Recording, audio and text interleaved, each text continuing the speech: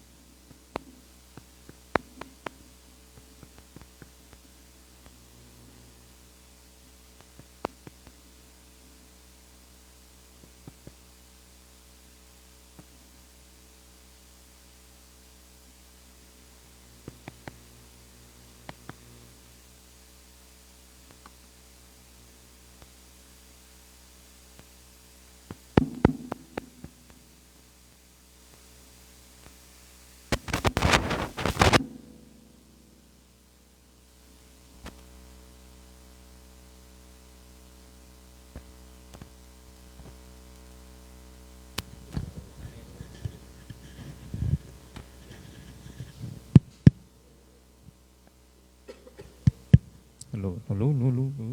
Ayan. Magandang hapon po sa ating lahat. Advance Happy New Year po sa ating lahat.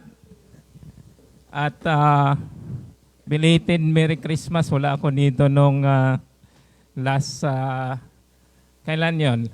2 weeks ago. Yeah. Nandun ako saan ako nandun? Last week. Nandun ako gusto ko ipapakita sa inyo yung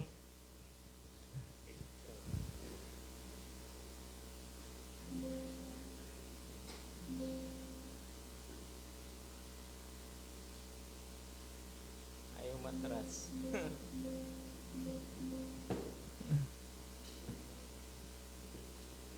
Ayaw matras yung ano ko. Matrasin mo nga isa. Yeah. Yung pinakauna. Yan. Yan, gusto.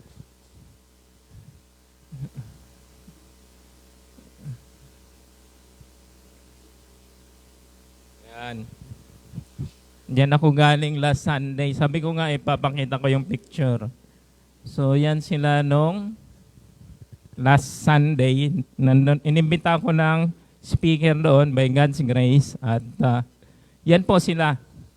Natutuwa ko dahil nung, I think mga 12 years ago, 2012, parang ganun, o 13 years ago, nagre-rent lang yan sila ng place. Malapit sila sa Pure Gold. At nakapag-speak pa ako noon mga 2012 yun. At yan si Pastor Charlie, uncle ni ni Kand. At yung misis niya, si Ate Cheng, kapatid ni Pastor Carding yan. So tinulungan natin sila na magkaroon ng church dyan sa may Saragosa. At purihin ang Panginoon na dumami na rin sila. At hindi pa yan kompleto sila. So makita mo yung building nila ay gumanda. Nandun din ako noong 2022, kami ni Dang. At hindi ganyan yung mukha So unti-unti gumaganda. So actually, yung church naman is not yung building. The church is tayo, di ba? Ang sabi nga sa scripture, if 2 or 3 gathered together in my name, I will be in their midst. Sinagsabi nun, si Jesus Christ. So it's not the building actually, but the believers. Yung sa puso natin. Di ba? Ano yung awit natin kanina? Ay Emmanuel. Emmanuel is God with us. But God the Father, ano bang sabi tungkol kay God the Father? Di ba? Sabi doon, if God is for us, who can be against us? So, God the Father is for us. And the Holy Spirit, anong sabi tungkol sa Holy Spirit? The Holy Spirit is inside us. So, Emmanuel, God with us, God the Father, God is for us, and the Holy Spirit, God inside us. So, let's pray. Aming Diyos, aming Ama, kami po'y nagpupuri, nagpapasalamat sa iyo. Even for this opportunity for us, Lord, na makapag-aral na yung salita. At dinadalangin ko that the Holy Spirit, we pray na siya pong manguna sa amin sa aming pag-aaral na ito. At gamitin niyo lamang po ako bilang yung instrument, Lord, dito po sa pag-aaral na ito.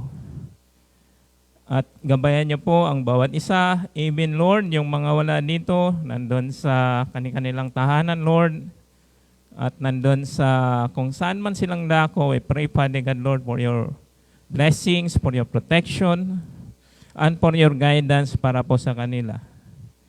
Thank you, Father God, Lord. We praise you and give thanks in Jesus' name. Amen. So, yung lugar na yan ay nasa Nueva Ecija, sa Saragossa. So kung may time tayo, ay pwede tayo makapamasyal dyan kung makadaan tayo dyan. At inimbita ko rin si Pastor Charlie, kung mayroon siyang time, ay makapagsalita din siya sa atin. So let's go to our topic. Ang topic natin ngayon ay Joy to the World. Actually, ay itong Joy to the World, ito yung ang Joy to the World ay hindi po yan talaga kanta na sa una eh. Yan. Ang Joy to the World ay galing yan siya sa Psalm 98 and Genesis 3. Joy to the World. Ginawa lang siyang kanta dahil ang gumawa niyan ay minister. So nakita nila, it is appropriate na kakantahin siya during Christmas. So yun yung pag-aaralan natin. Joy to the world, the Lord is come. Okay? So, bago tayo magpatuloy, i-define muna natin what is joy and what's the difference between joy and being happy. Sa Tagalog, ang joy ay, ano ba yung joy? Joy is kagalakan. Pero yung being happy, masaya, di ba? First of all, ang joy ay fruit of the Holy Spirit yan. Kung wala kang peace, there's no joy, di ba? For the kingdom of God is righteousness, peace, and joy in the Holy Spirit. Pag masaya tayo, mag nakatanggap ka ng regalo, sino yung mga nakatanggap ng regalo ditong marami noong December? Siguro nakatanggap kayo ng 2 buwan na bonus or 3 months bonus. May mga ganyan eh. So happy tayo, happy. Pero being happy is different from being joyful. Kasi pwedeng wala kang natanggap na regalo, but still, you are joyful, di ba? Paano nangyari yon? Being happy, masaya ka, pwedeng sandali lang, bukas malimutan mo na eh. Pwedeng sa makalawa, di ka na happy because you are thinking for another thing na mas higher o mas maganda doon sa natanggap mo. So yan yung nature ng tao. Ang nature ng tao ay progressive na naghahanap niya ng satisfaction. So yan yung sa being happy. Kaya yung mayayaman, mas mahal yung happiness nila dahil nasanay sila noon eh. Parang drugs daw yan eh. Even though hindi ako nakatikim ng drugs, but progressive daw yan na naghahanap tayo. Naghanap daw ng mas higher dosage. So ang joy, joy is constant. Why? Dahil ang joy is the fruit of the Holy Spirit. At yan ay nakakonekta po ang joy doon po sa ating pananampalataya. At ang pananampalataya, ano yung definition ng pananampalataya? Faith. Sa ating pang-aaral, kung ma-recall nyo, faith, nasa Hebrews 11:1, ang sabi doon, faith is the substance Ibig sabihin ng substance, laman, di ba? Faith is the substance of things hoped for. So, kahit na hindi pa natin nakamit yung mga bagay na yan or whatsoever na gusto nating mangyari, the joy is still there dahil nandun yung hope mo eh. Ang joy, nakakonekta yan doon sa ating pag-asa. And then, tutuloy ko ang sabi doon, faith is the substance of things hoped for and evidence of things not seen. So, parang nakikita mo na eh.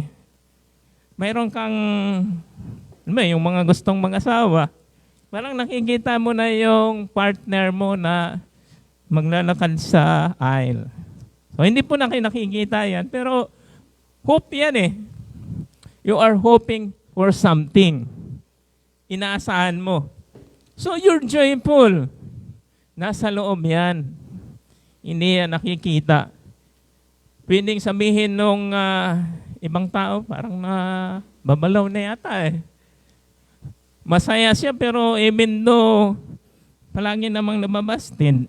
Pero meron siyang hope, meron siyang, because he has faith upon the Lord. May pinanghahawakan siya at mayroon siyang kinakapitan. So, yan yung joy. In short, pag sinabing happy, mababaw yan. Pero ang joy, mas malalim siya. At yun ay nakakapit doon sa ating pananampalataya.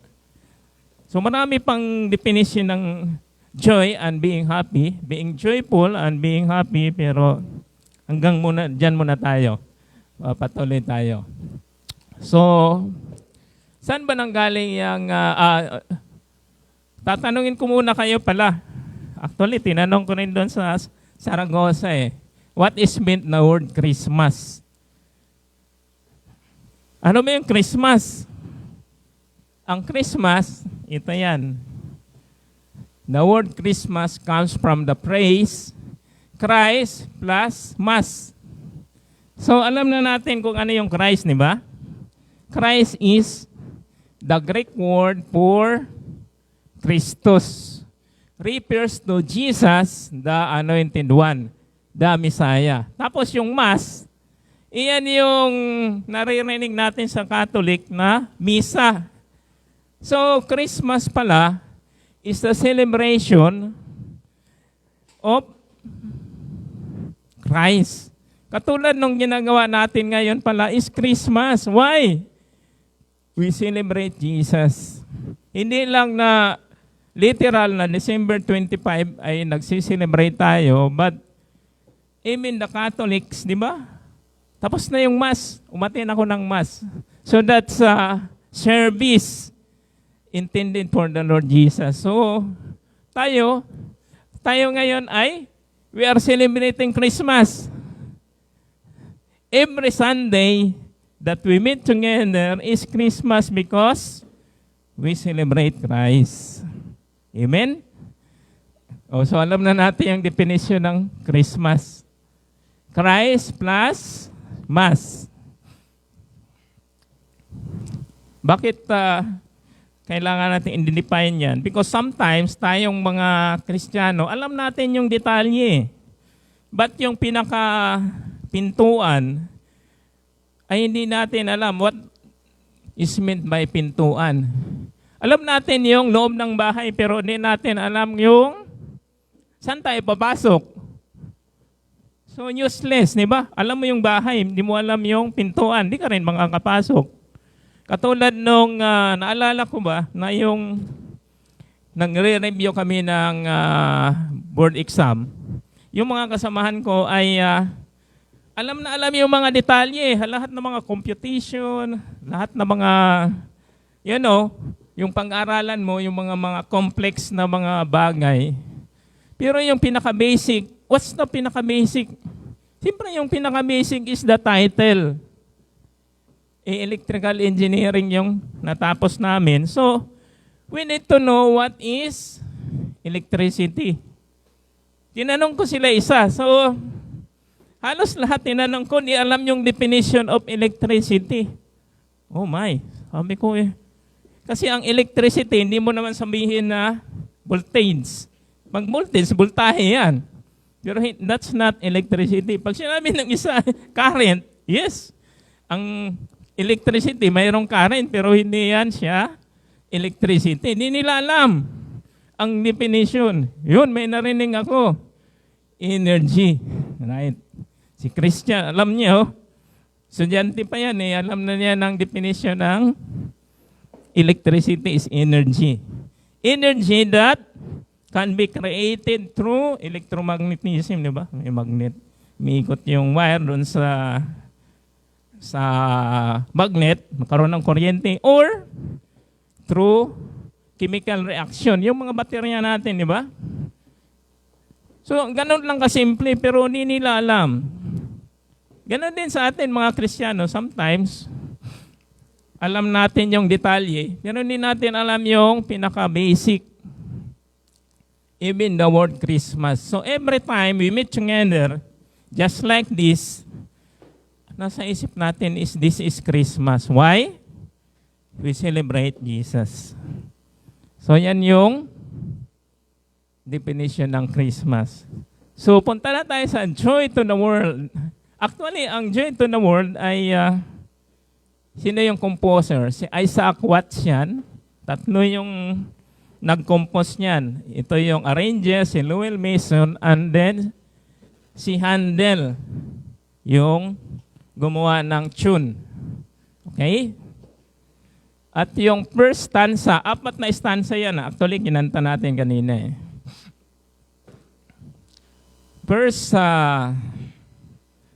stanza, ang sabi doon, Joy to the world, the Lord is come, let earth receive her King. So anong pinapahiwatig sa atin dyan?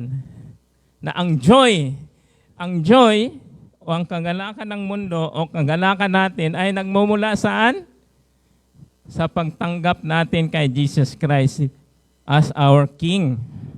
To receive Jesus Christ as our Lord and Savior. Amen? May naalala ko, nakaupo niya sa likod, si Awing.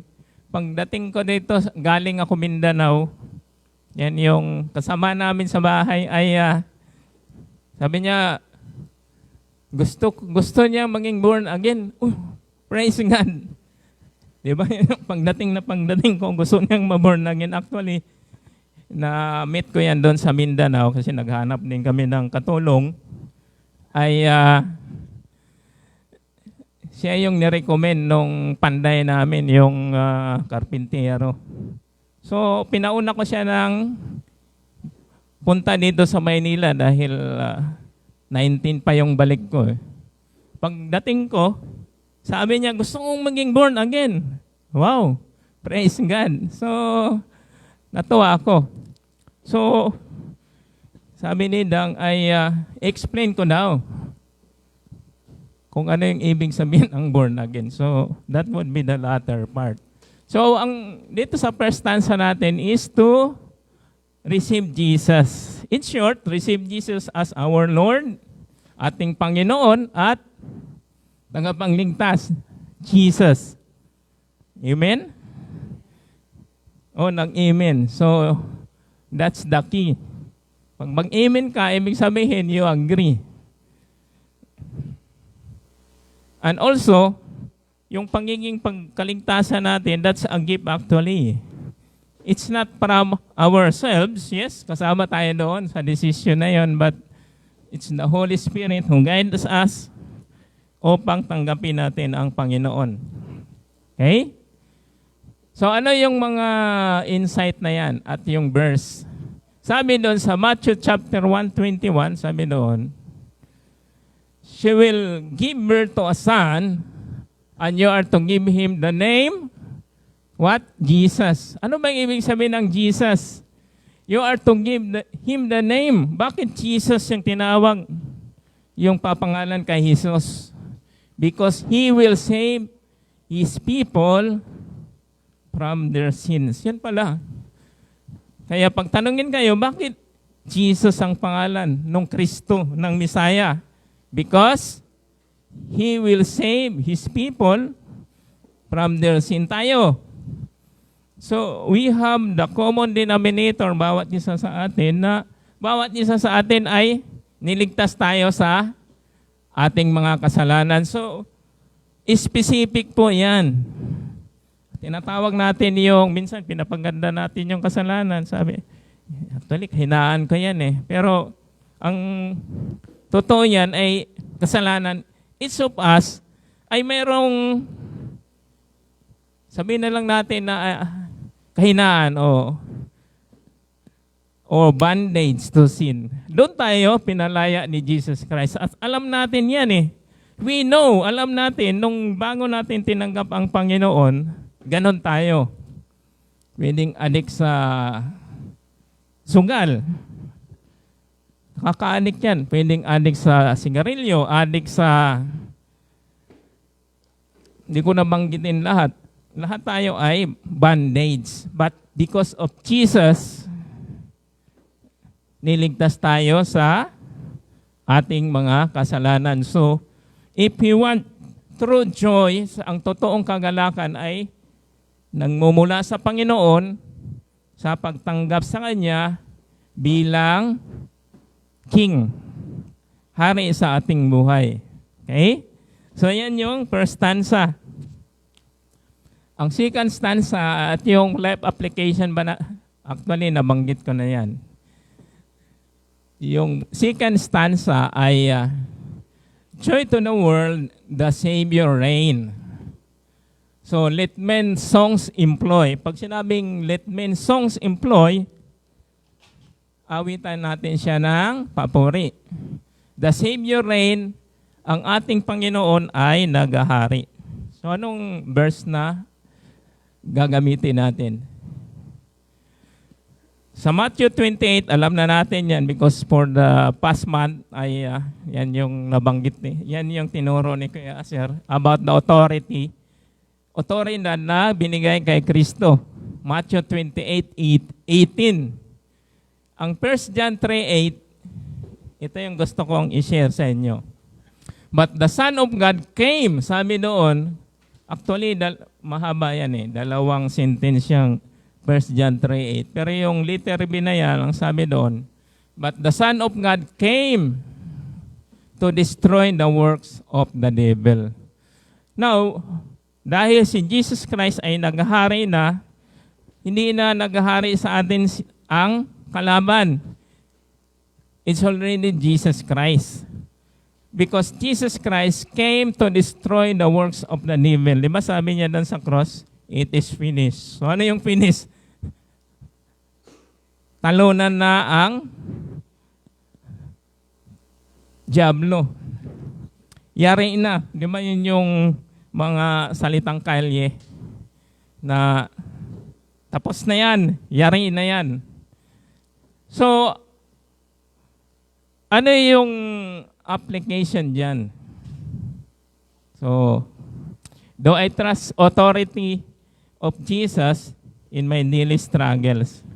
Ngayon, alam natin na talunan na yung kalaban, sometimes as if siya pa rin yung, malaki pa rin yung impluensya niya sa buhay natin. Parang, mayroon ngang iba dyan panay-rebuke eh. Kasi,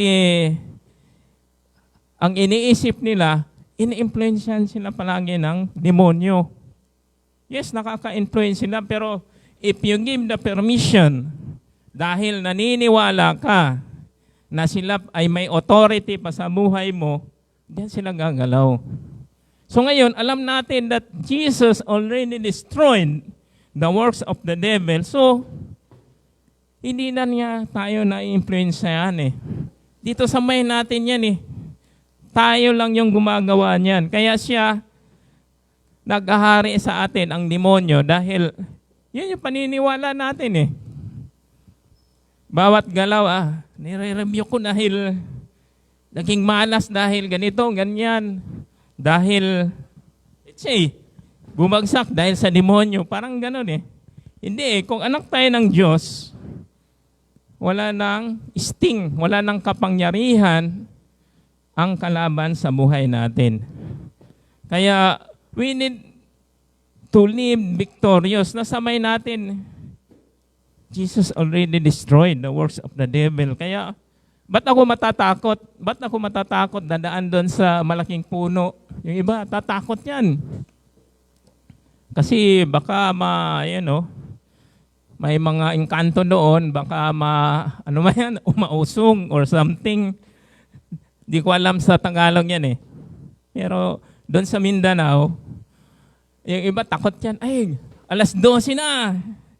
Ay, huwag na tayong dadaan dyan. Kailangan magpahinga na dahil may mga engkanto. No. Dahil they are already destroyed by the Lord Jesus. Wala nang influensya yan eh. Eh sabi mo, in the name of Jesus, kung takot ka, you have no more power over me. Sabihin mo doon. Kasi the fallen angels, o yung mga engkanto na yan, mga kampon ng kalaban ay siyempre, meron din silang kapangyarihan, but if you give them the authority doon sa buhay mo because of your belief, because of yung sinasabi natin, pinaniniwala natin, kaya nagkaroon sila ng influensya sa life natin. But joy to the world, the Savior already reign. Yan yung tandaan natin. Kaya huwag tayong matakot. Pag gabi na, manilim na, ay huwag kang matakot naman doon sa tapat ng Balete 3.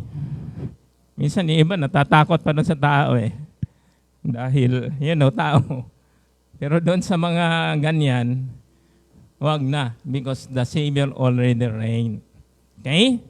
So, pangatlo, ang sabi nito, no more let sins and sorrows grows, nor thorn infest the ground. So nasa Hebrews 3 kasi, kaya nagkaroon ng thorns doon sa labas ng ng paradise dahil pinalaya si Adam and Eve, even doon sa paradise sana, namimitas lang sila ng mga bunga, kakainin nila. But because of their sins, dahil sinuway nila ang Panginoon, sila ay pinag-aararo. At siyempre, pag nag-aararo ka, nagkaroon ng nakita ko yung mga tinik na yan eh. Doon sa Middle East na yan, grabing, kahit yung sapatos mo, pag hindi matibay, ay nakakatusok talaga. Yung nilagay nila doon sa ulo ni Jesus Christ, grabe pala yan eh. Doon ko lang nakita yan. Kaya yung pag sinabi talagang yung thorns na yan, grabing talas. Kung matalas yung natin dito, yung yun may talas dyan eh. Yung kalamansi na yan, mas matalas yun. At madami. So ganon grabe yung curse na yan. Because thorns represent curse, sumpa. Pag-iisipin nyo, ano ba yung sumpa na yan? Curse. Isipin nyo muna what is blessing. Ang kabaliktaran ng blessing is curse. Kung wala kang blessing, that's already a curse. Doon nga sa Saudi, naalala ko, meron akong kasamahan doon, sabi nga, ikaw, puro ka blessing. Yung sa bibig mo, blessing. Sabi ko namumuhay lang naman ako sa blessing, sa biyaya ng Panginoon. Because He said in John 15, apart from me, you can do nothing, di ba? Namumuhay lamang tayo sa pamamagitan ng biyaya ng Panginoon by His blessing. Kaya, ang sabi doon sa, mayroon tayong verse, 2 Corinthians chapter 8, verse 9, sabi doon, though He was rich, He made Himself poor for you to become rich. Di ba doon sa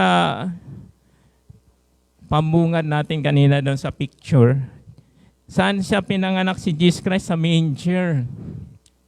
Doon sa sabsaban.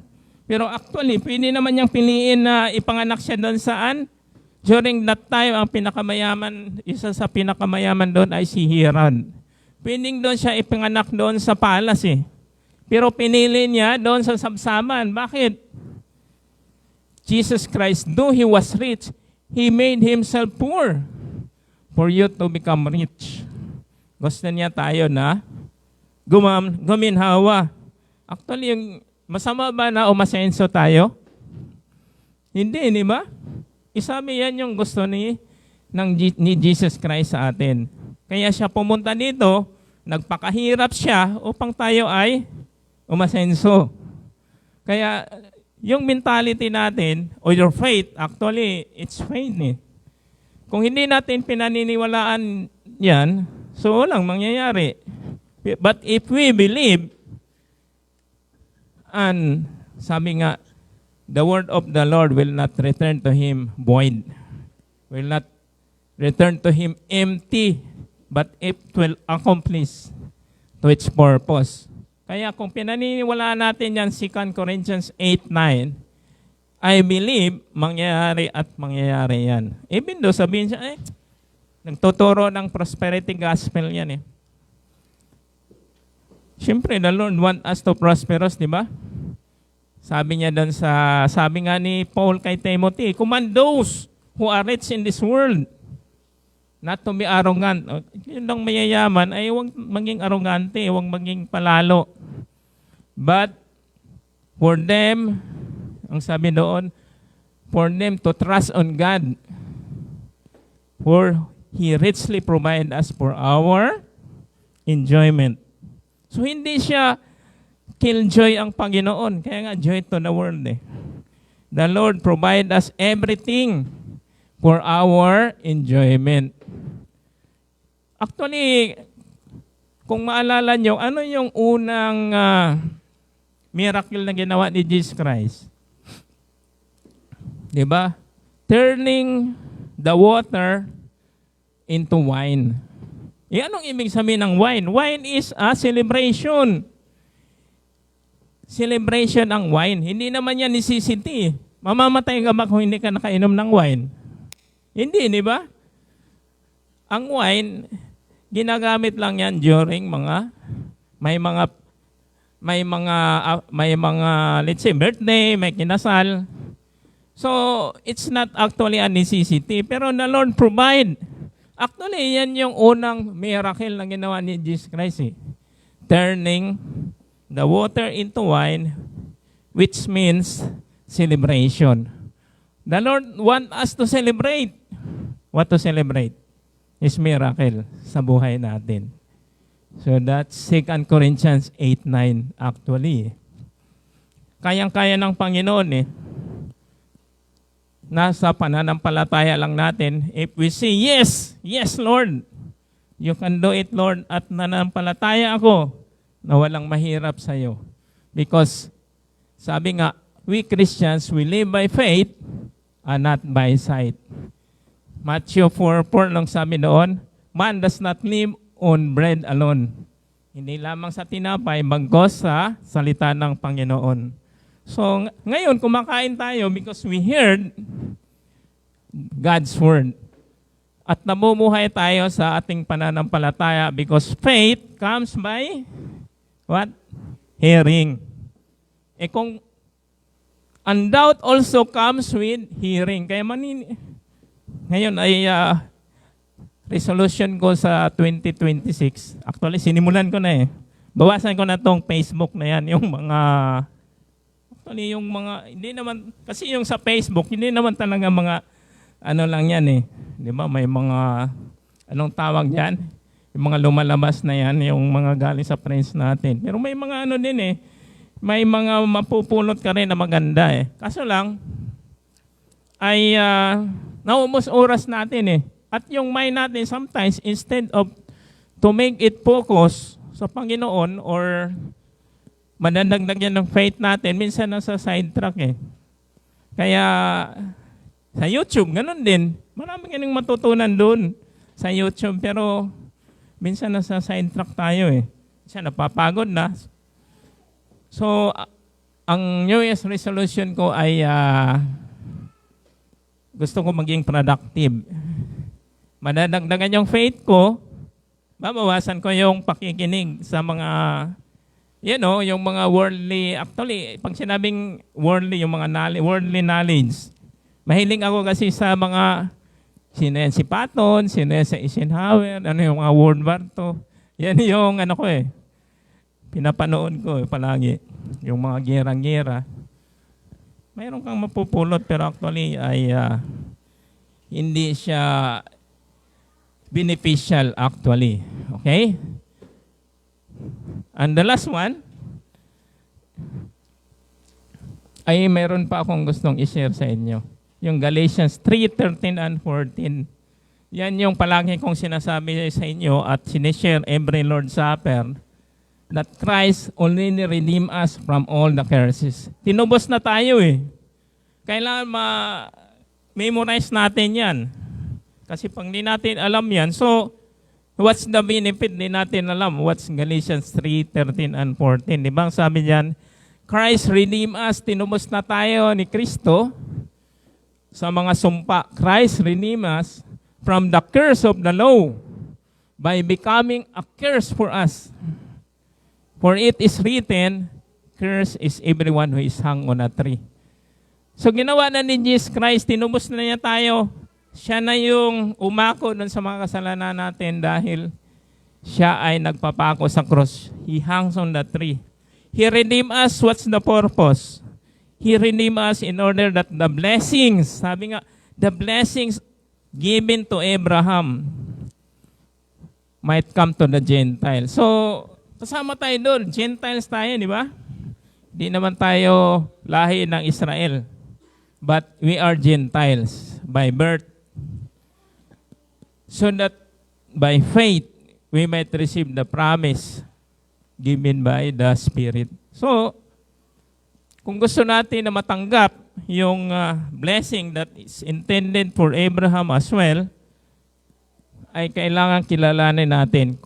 We must acknowledge kung ano yung ginawa ni Jesus Christ and believe that He already redeemed us from all the curses. Bayad na. Pag sinabing redeem kasi, yung word na redeem yan yung tansan. Diba? Redemption Center. Naalala ko before, kumukuha kami ng mga tansan ng mga soft drinks at pinapalitan namin what is tansan? Di mo naman maiinom yan. Pero pag ipapalitan mo yan, mayroong free Pepsi, free Mirinda, mayroon pang Mirinda, di ba? Orange. So pag pinalitan mo yon, it would benefit you. So ngayon, the Lord Jesus already redeemed us. So, ano yung gagawin natin? Just claim. Tapos na Nandun na, binayaran na ni Jesus Christ. We just claim the promise. Blessings. Even the promised blessings given to Abraham. Palagi kong, halos araw-araw yan Kasama ko yan sa meditation ko. That the Lord already redeemed me from all the curses. And now I receive the blessings. Okay? So, and the last one, lapit na tayo matapos. Ang last stanza, ang sabi doon, He rules the world with truth and grace and makes the nation prove the glories of His righteousness and wonders of His love. So, ang unahin natin i-take up, what is His righteousness? Palagi kong na-share sa inyo that His righteousness and our righteousness is different, di ba? Iba yung His righteousness and our righteousness. Ang our righteousness, yan yung practical na ginagawa natin. Ano mo, we're serving here in the church. Kasama tayo doon sa worship team. That's practical righteousness.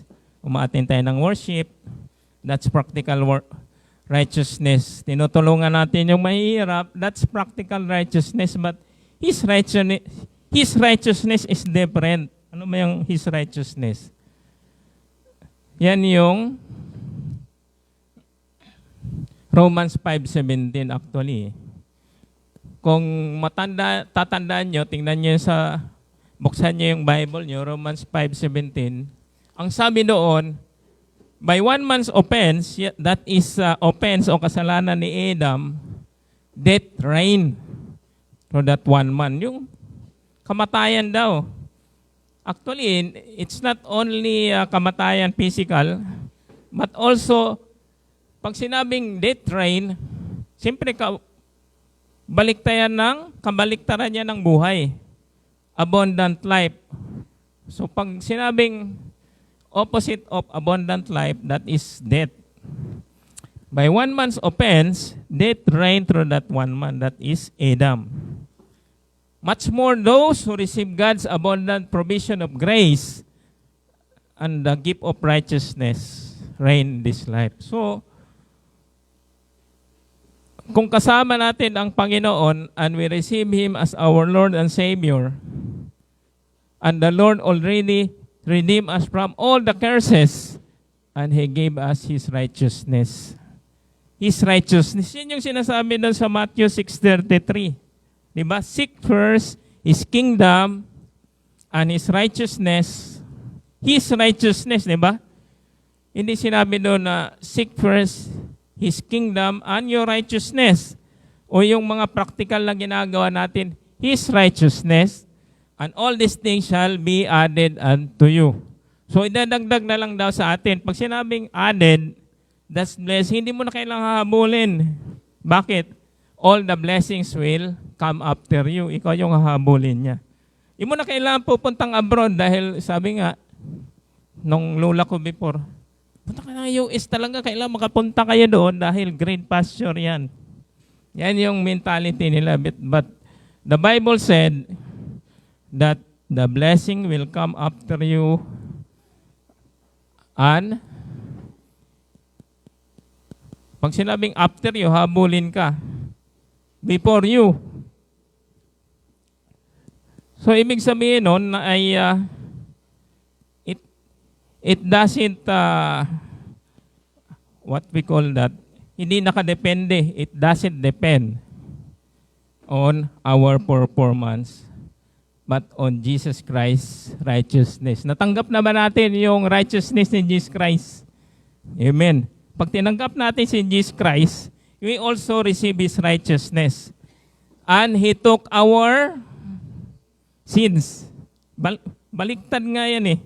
Kumbaga, exchange, that's divine exchange. Yan yung message of Christmas. Kaya siya pumunta dito, He made Himself poor so that we'll become rich. And also, He took our sins and nailed it on the cross, and He gave us His righteousness. Amen? And Jesus Christ said, I am the way, the truth, and the life. So, in summary, ano yung napag-aralan natin? Okay? Joy to the world is not just sung, it is lived. Because, hindi lang kinakanta natin, but pinamumuhay natin because the King has come. Dumating na si Jesus Christ, ang ating hari. And the Lord want to reign in our life. Gusto niya kukunin natin siyang hari sa ating buhay. The Lord Jesus want us to take Him as our Lord and Savior. Okay? Number 2, the Savior reigns and already destroyed the works of the devil. Ang ating manunubos ay naghari na at winasag na ang gawa ng dyablo.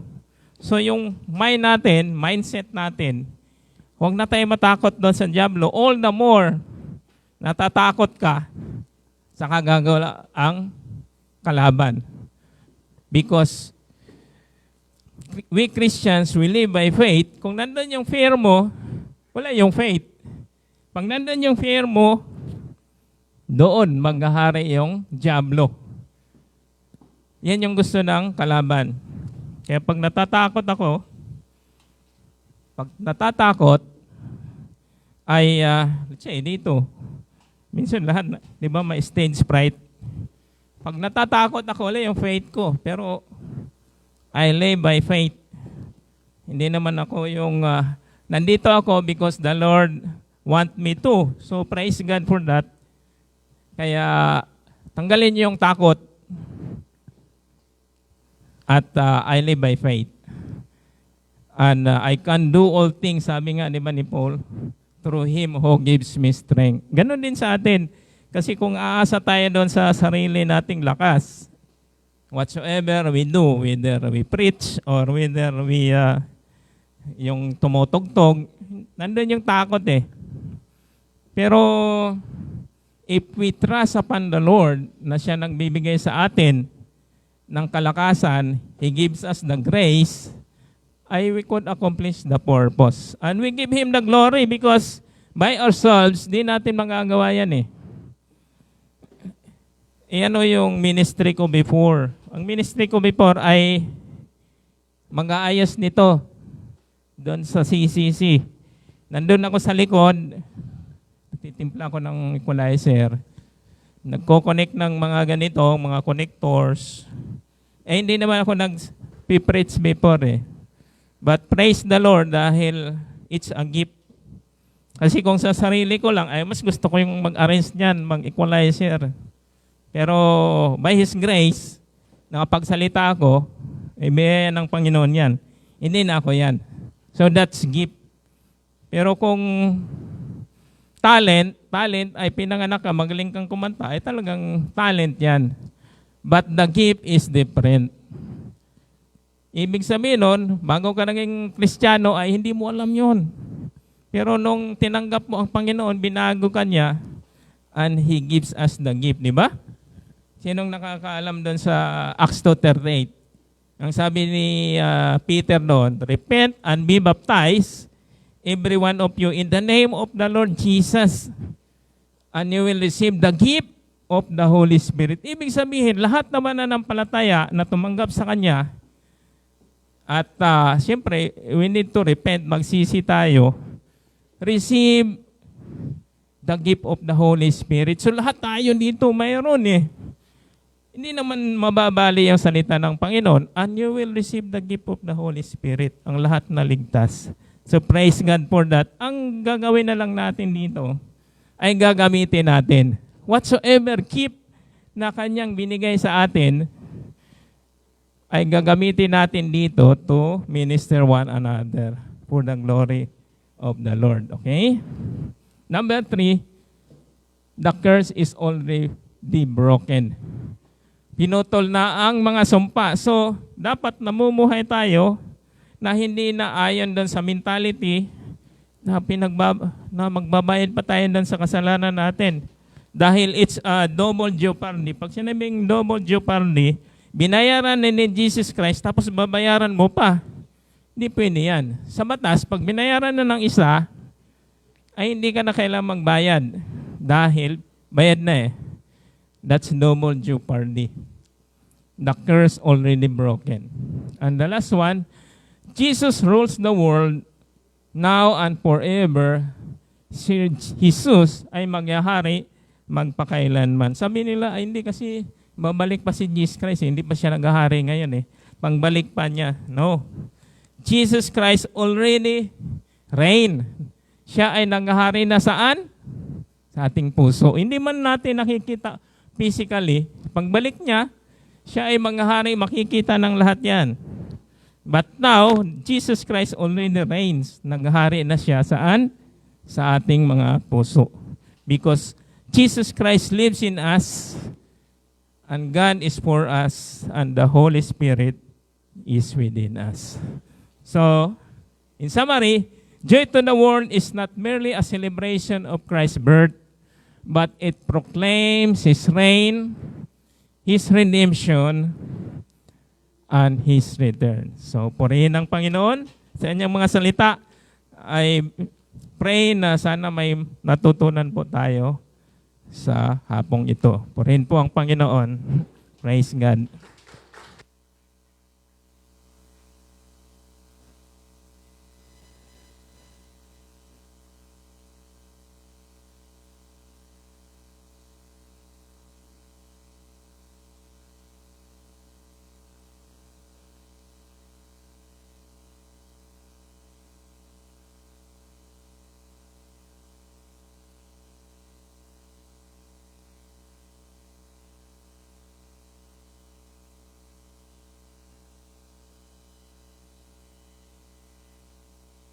Wala nga pala si Kuya Al ngayon, nagsabi sa akin. So, para sa ating pagkakaloob ay mayroon akong babasahin dito. Actually, kanigtong din to sa ano natin. Kadugtong din to sa ating napag-aralan. Narinig ko to sa kay Kuya Rani. Palagi niyang binabasa to eh. 2 Corinthians chapter 8. 2 Corinthians chapter 9, 8 to 10. Ang sabi nito, magagawa ng Diyos na pasaganain kayo sa lahat ng bagay. So lahat ng bagay, in all things, the Lord is able to prosper us. At higit pa sa inyong pangangailangan. So the Lord is able to bless us more than what we need upang sumagana kayo para sa mabubuting gawa. So the Lord bless us not only for ourselves but for us to able to share to others. Kaya tulad ng nasusulat sa verse 9, makita nyo, siya'y masaganang nagmimigay sa mga dukha. Lahat naman tayo spiritually bankrupt, di ba? Wala naman tayong magsabi na mayaman tayo spiritually. Siya'y masaganang nagmimigay sa mga dukha. So lahat tayo spiritually bankrupt. We need the Lord Jesus. Ang kanyang kabutihan ay walang hanggan. Ang Diyos na nagmimigay ng binhing itatanim at tinapay na makakain ay siya ring magbibigay sa inyo ng binhi at magpapalango nito upang magmunga ng sagana ang inyong kabutihang loob. Ang ibig sabihin nun ay hindi kalilimutan ng Lord ang mga magbubuting gawa. Whatsoever we give, whatsoever we share of the blessings that He bestowed upon us, ay ito po ay mamumunga. Ito po ay sacrifice, living sacrifice natin sa Panginoon. Di ba? Sabi doon sa Romans 12:1, I urge you, brothers, in view of God's mercy, to offer your bodies as living sacrifice, holy and acceptable to God. This is your spiritual act of worship. So yung pagbibigay natin is a sign, is an act, of worship din sa Panginoon through our giving. Okay? So, let's pray. Aming Diyos, aming Ama, kami po ay nagpapasalamat sa iyo sa iyong mga salita na aming napag-aralan ngayon. Nagpapasalamat din kami sa mga biyaya na pinagkaloob niyo sa amin sa araw-araw through the strength, Lord, through wisdom na yung pinagkaloob sa amin upang kami po ay makapaghanap buhay, kami po ay makapagtrabaho, Lord. Thank you, Father God, Lord, even for blessing our families, Lord. Blessing yung mga colleagues namin, aming mga kasamaan sa trabaho, Lord. At salamat din po, Lord, even for this privilege na kami po ay makapagbigay para po sa iyong mga gawain. Salamat po, Lord. We praise you and give thanks in Jesus' name. Amen. Amen. So let's pass the offering bag.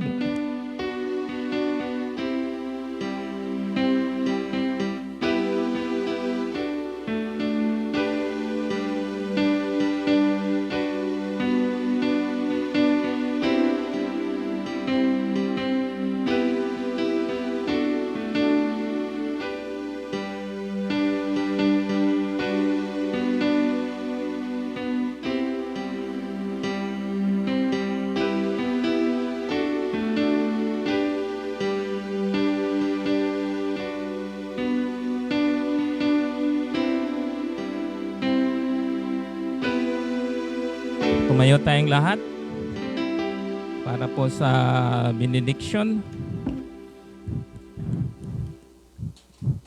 Pagpalain ka nawa ng Panginoon at ingatan ka.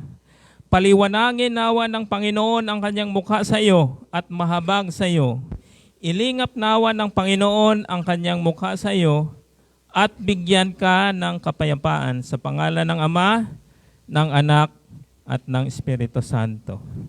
Amen.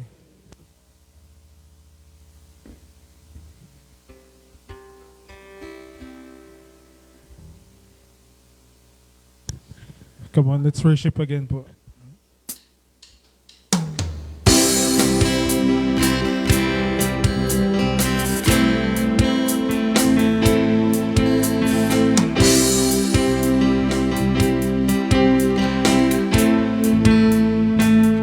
sing together.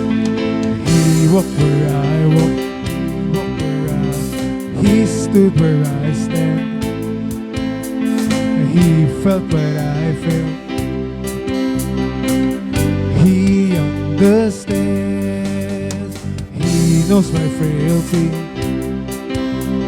shared my humanity, tempted in every way, yet without sin. Hey, God with us, God with us, so close to us, God with us, Emmanuel. Oh, God with us, so close to us, God with us, Emmanuel. Emmanuel. One of a hated race, stung by the prejudice, suffering injustice, yet we forgive. Wherefore my disease, paid for my wickedness, he died in my place, that I might live. God with us, God with us, so close to us, God with us, Emmanuel. Oh, God with us, so close to us, God with us, Emmanuel. For the last time. Oh, God with us, so close to us, God with us, Emmanuel. Emmanuel. Emmanuel. Emmanuel. God bless church. See you next Sunday.